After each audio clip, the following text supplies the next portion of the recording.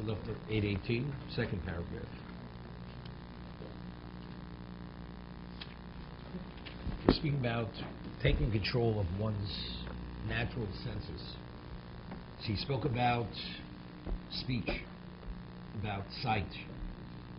Now he's speaking about the sense of hearing. He said you should only pay attention only to something that has value.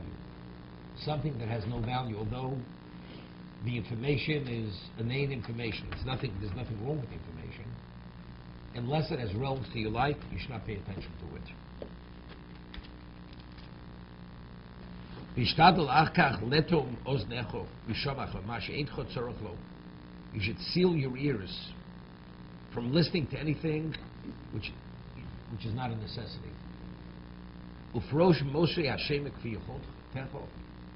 And separate from any information which is superfluous according to your best ability.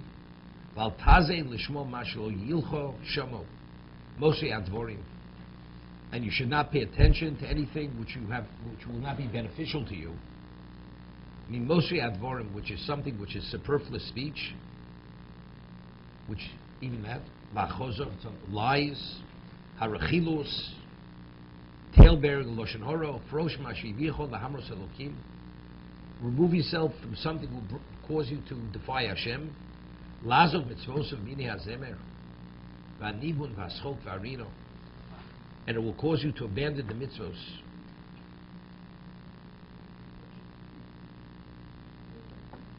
He says such as various kinds of song and music. V'aschok v'arino. I'll give you an example. A comedian, right? In Hebrew. Alexander speaks Hebrew. How do you say it? No, a comedian. A comedian professional comedian in Hebrew is a letz, a clown, right? What letz is a deprecator. A person who's a comedian, he can take anybody and bring out certain, whether it's his facial features, things he said, his behavior, and actually make a mockery of it to cause people to laugh. So, but it's not a good thing to listen to, because being exposed to that kind of entertainment, it causes you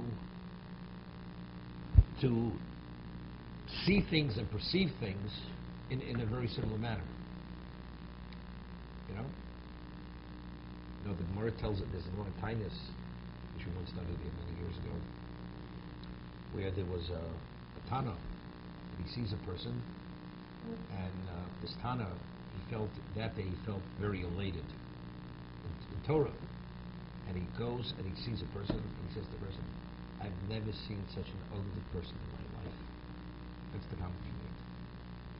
So the person says to him, this ugly person says, he says, go speak to the potter. Are you speaking to me? You're faulting me that I'm ugly? Go speak to God. He created me. So when he said that, immediately he realized he said the wrong thing. I mean, here you feel elated and you feel you're in control of yourself in the world. You're empowered, so that's what you speak. He says, so go speak to the potter. What are you speaking to me? So when he realized he said the wrong thing, he immediately asked for forgiveness. That's a different thing. So it says he followed him for 12 miles through thick and thin until finally he agreed to forgive him. But he says, on the condition you never ever do it again. So Mar says it was Eliyahu Navi. This person, who was this ugly person, was a test for him. He was being tested. Was the ugly man. It was Eliyahu. Right? It was to test him. And he failed, and okay. So he had to make that commitment. He made the commitment. He will never. You know? But again, he had no reason to say this, only because he felt empowered. Therefore, he has a right to make certain comments and to pass judgment and to quantify things, what they are, regardless of the hurtful effect to the person. So I'm just saying, when you're exposed to certain things, people behave a certain way, and you're exposed long enough, you say things without even thinking. You lose your sensitivity to certain issues. And a person speaks his mind, so it may be true what you say, or it may be witty, but at whose expense? At somebody else's expense. So what's its value? You're hurting a person's feeling, but why? Where does this come from? It's all part of because you exposed certain types of behavior, which is considered valued by people.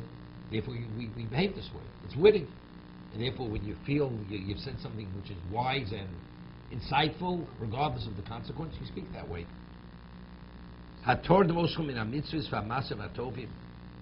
Song and certain types of music or levity, which preoccupies you and removes you and distracts you from mitzvahs and good deeds. You should pay attention to the words of the Chachamim who know God and they know His Torah.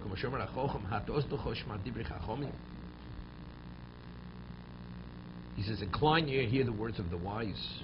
An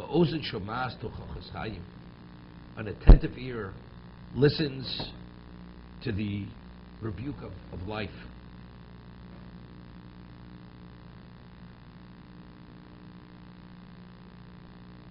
You know, it's interesting. A person can be super serious continuously. Every once in a while you need a light word. I mean, the Gemara says you start learning with a milsim d'chusa. You know, with a light word, even something which is amusing to a degree. Because to give a person a certain sense of composure, emotional composure, you know, you have to be relaxed to a degree. You can't be in the vice continuously. But again, there's different quality of humor. You know, I'm not even talking about off color. I'm not even talking about that. You know, what do you talk about?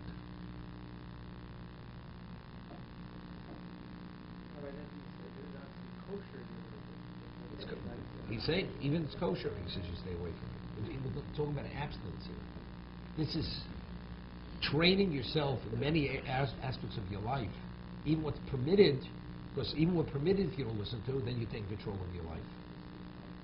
What? Yeah, correct. It was known the Chovot HaLevavos had the ability. The Chovot HaLevavos did not listen to Lashon Hara from the age of 3. He had the ability that the moment somebody spoke Lashon Hara, he did not hear the words. He was able to tune out to a degree he did not hear the person speaking. That's the power that he controlled. He had over his senses. No, he became so preoccupied in something else he did not hear the words. Give an example. Somebody wants to come to tell you something which is painful to you to the nth degree, and you don't even want to hear it, and you don't want to believe it. You're able to turn off in a way that you will not hear what the person says.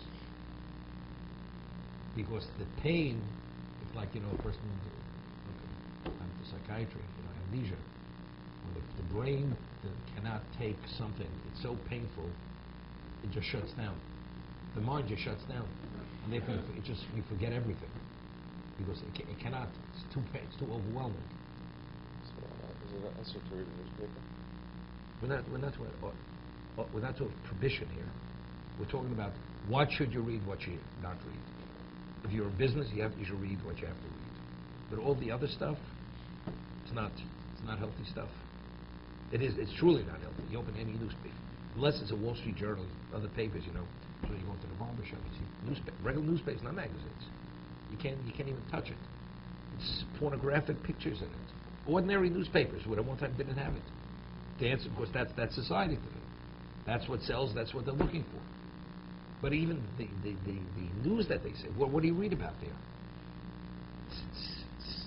It's has no value. It's literally, it's almost vulgar.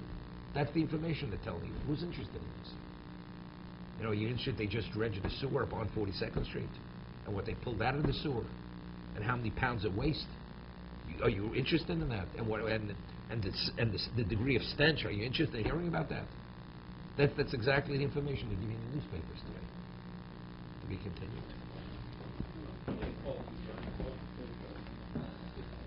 Ecology. No, not doing sports is okay. He's not talking. In those days, they didn't watch sports.